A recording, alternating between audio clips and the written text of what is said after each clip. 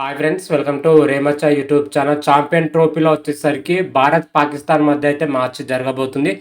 ఈ మ్యాచ్లో వచ్చేసరికి టీమిండియా యొక్క ప్లేయింగ్ లెవెన్ ఎలా ఉంటుంది, ఏ విధంగా ఉంటుంది, ముఖ్యంగా చూసుకుంటే ప్లేయింగ్ లెవెన్లో ఒక మార్పు అయితే చోటు చేసుకునే అవకాశం అయితే కనిపిస్తుంది. ఆ మార్పు ఏంటిది, అదేవిధంగా మ్యాచ్ ఎప్పుడు జరుగుతుంది అనే వాటి గురించి పూర్తి డీటెయిల్ తెలుసుకునే ముందు మా ఛానల్ అయితే సబ్స్క్రైబ్ చేసుకొని పక్కన ఉన్న బెల్ ఐకాన్ మాత్రం అయితే క్లిక్ చేసి పెట్టుకోండి. ఫర్దర్గా మేము వీడియోలో అప్లోడ్ చేసినా మీకు నోటిఫికేషన్ వస్తుంది. ఛాంపియన్ ట్రోఫీ 2025 వచ్చేసరికి చాలా అంటే చాలా బ్రహ్మాండంగా అయితే ప్రారంభమైంది. తొలి మ్యాచ్లో వచ్చేసరికి న్యూజిలాండ్ వర్సెస్ పాకిస్తాన్ మధ్య జరిగింది. ఈ మ్యాచ్లో న్యూజిలాండ్ అద్భుతమైన విజయం అయితే సాధించింది. ఆ తర్వాత వచ్చేసరికి బంగ్లాదేశ్తోనైతే టీమిండియా తలపడింది. ఈ మ్యాచ్లో వచ్చేసరికి టీమిండియా అద్భుతమైన విజయం అయితే సాధించింది.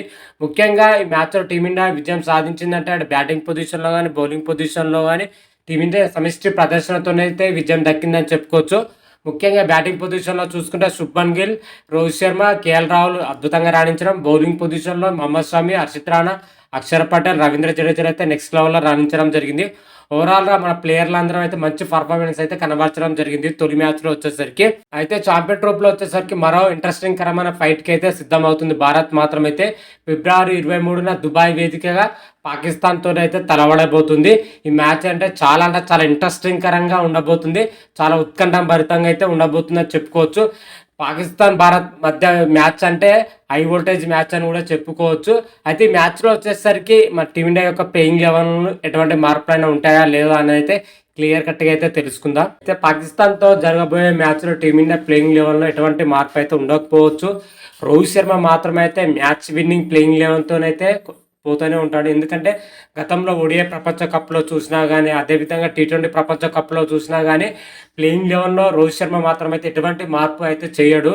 ఒకవేళ గాయాలైతే మాత్రమే ప్లేయింగ్ లెవెన్లో మార్పు ఉంటుంది తప్ప మిగతా సిచ్యువేషన్లో ఎటువంటి మార్పు అయితే చేయకపోవచ్చు. అయితే పాకిస్తాన్తో జరగబోయే మ్యాచ్లో కూడా మ్యాక్సిమం ఎటువంటి మార్పు అయితే చేయకపోవచ్చు. ఒకవేళ మార్పు చేయాలనుకుంటే మాత్రమైతే బౌలింగ్ పొజిషన్లో మార్పు చేయాల్సి అయితే ఉంటుంది.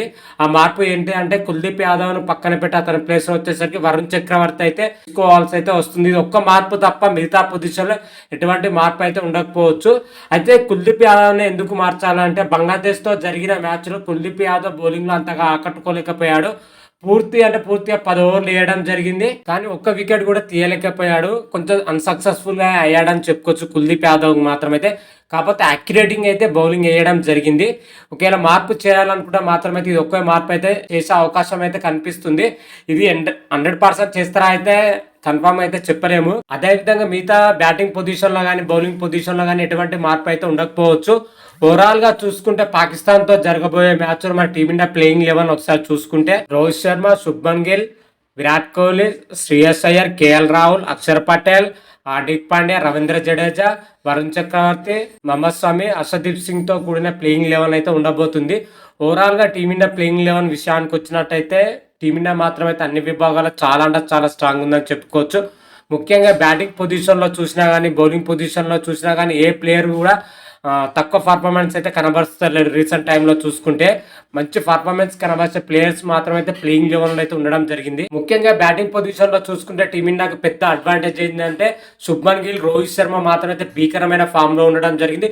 ఓపెనింగ్ పొజిషన్లో ధాటిగా ఆరంభం అయితే ఇస్తున్నారు టీమిండియాకి మాత్రమైతే. టీమిండియాకి అయితే మెయిన్ అడ్వాంటేజ్ అయితే మారింది. మిగతా బ్యాటర్ల పైన ఒత్తిడి పడకుండా వాళ్ళు కూడా ఈజీగా పరుగులు చేసే విధంగానైతే వీళ్ళిద్దరైతే రాణించడం జరుగుతుంది. మరోసారి పాకిస్తాన్తో జరగబోయే మ్యాచ్లో వీళ్ళిద్దరు ఓపెనర్ మరో భారీ పార్ట్నర్షిప్ నెలకొల్పితే టీమిండియాకి అయితే తిరుగుండదు. అదేవిధంగా వన్ డౌన్గా చూసుకుంటే విరాట్ కోహ్లీ మాత్రమైతే మంచి ఫామ్ని కనబరచడం జరిగింది. బంగ్లాదేశ్తో జరిగిన మ్యాచ్లో 21 రన్స్ అయితే చేయడం జరిగింది. అనూహ్యంగా ఒక బాల్కి అయితే అవుట్ అవ్వడం జరిగింది. కాకపోతే నెక్స్ట్ లెవెల్లో బ్యాటింగ్ అయితే చేయడం జరిగింది. ఆ తర్వాత చూసుకుంటే శ్రేయస్ అయ్యర్ మాత్రమైతే కొంచెం విఫలమవడం జరిగింది బంగ్లాదేశ్తో మ్యాచ్లో. అంతకుముందుకు ఓడిఐ సిరీస్లో మాత్రమైతే వరుస హాఫ్ సెంచరీలు అయితే చేయడం జరిగింది శ్రేయస్ అయ్యర్ మాత్రమైతే. మరి పాకిస్తాన్తో జరగబోయే మ్యాచ్ ఎలా రాణిస్తారో అయితే చూడాలి. అదేవిధంగా వికెట్ కీపర్ పొజిషన్లో బరిలో దిగిన మన కేఎల్ రాహుల్ మాత్రమైతే వికెట్ కీపర్ పొజిషన్ పర్వాలేదు అనిపించినా కానీ బ్యాటింగ్లో మాత్రమైతే నెక్స్ట్ లెవెల్లో రాణించడం జరిగింది. బంగ్లాదేశ్తో జరిగిన మ్యాచ్లో వచ్చేసరికి కేఎల్ రాహుల్ 41 రన్స్తో రాణించడం జరిగింది. చివరి వరకు ఉండి టీమిండియాకి అయితే అద్భుతమైన విజయం అయితే అందించడం జరిగింది.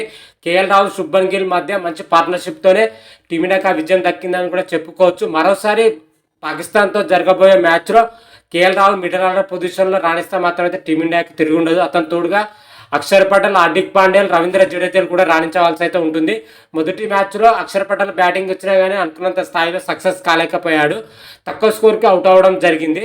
మరి చూద్దాం పాకిస్తాన్తో జరగబోయే మ్యాచ్లో ఎలా రాణిస్తారో అయితే చూడాలి. అదేవిధంగా హార్దిక్ పాండ్యాకు, రవీంద్ర జడేజాకి అయితే బ్యాటింగ్ చేసే అవకాశం కూడా లభించలేదని కూడా చెప్పుకోవచ్చు. కాకపోతే బౌలింగ్ పొజిషన్లో ఇద్దరు కూడా మంచి పర్ఫార్మెన్స్ అయితే కనబరచడం జరిగింది వీళ్ళిద్దరు కూడా. ఆ తర్వాత స్పెషలిస్ట్ స్పిన్నర్గా కుల్దీప్ యాదవ్ మాత్రం అయితే బౌలింగ్ పొజిషన్ చాలా అంటే చాలా మెరుగుపడాలి. మిడిల్ ఆర్డర్ ముఖ్యంగా వికెట్ తీయాలి. ఈ వికెట్ తీయడంలో మిడిల్ ఆర్డర్లో టీమిండియా సక్సెస్ అయితే మాత్రం అయితే ఈజీగా విజయం సాధించే అవకాశం అయితే కనిపిస్తుంది. వికెట్ టేకర్గా కుల్దీప్ యాదవ్ను అయితే జట్టులో తీసుకోవడం జరిగింది. కాకపోతే మొదటి మ్యాచ్లో అది విఫలమైన కానీ సెకండ్ మ్యాచ్లో అనుకున్నంత కుల్దీప్ యాదవ్ రాణిస్తారైతే క్లియర్ కట్గా అయితే తెలుస్తుంది. అదేవిధంగా పేస్ విభాగంలో చూసుకుంటే స్వామి అదేవిధంగా హర్షిత్ రాణా అయితే పేస్ విభాగంలో వీళ్ళిద్దరు మాత్రం అయితే నెక్స్ట్ లెవెల్లో రాణించడం జరిగింది మొదటి మ్యాచ్లో. ముఖ్యంగా మహమ్మద్ షమి అయితే తన పాత లైనప్ లెంత్ బౌలింగ్ అయితే బ్యాటర్లకు అయితే ఇబ్బంది పెట్టడం జరిగింది. అదే లైనప్ లెంత్ తోని పాకిస్తాన్ బ్యాటర్లు కూడా ఇబ్బంది పెట్టే అవకాశం అయితే క్లియర్ కట్గా అయితే కనిపిస్తుంది అని చెప్పుకోవచ్చు. మొదటి మ్యాచ్లోనే మన మహమ్మద్ షమి 5 వికెట్లు తీయడం జరిగింది, వికెట్ టేకర్గా అయితే నిలవడం జరిగింది ముఖ్యంగా. అదేవిధంగా అదేవిధంగా హర్షిత్ రాణా వచ్చేసరికి మొదటి మ్యాచ్లో 3 వికెట్లు అయితే తీయడం జరిగింది. మరోసారి వీళ్ళిద్దరు జోడీ పాకిస్తాన్తో జరగబోయే మ్యాచ్లో రాణిస్తే మాత్రమైతే టీమిండియా బౌలింగ్ పొజిషన్లో అయితే తిరుగుండని చెప్పుకోవచ్చు. ఓవరాల్గా టీమిండియా ప్లేయింగ్ లెవెల్లో చూసుకుంటే రోహిత్ శర్మ, శుభ్మన్ గిల్, విరాట్ కోహ్లీ, శ్రేయస్ అయ్యర్, అక్షర్ పటేల్, కేఎల్ రాహుల్, హార్దిక్ పాండ్యా, రవీంద్ర జడేజా, కుల్దీప్ యాదవ్, మహమ్మద్ షమి, హర్షిత్ రాణాలతో కూడిన ప్లేయింగ్ లెవెన్ అయితే ఉండబోతుంది.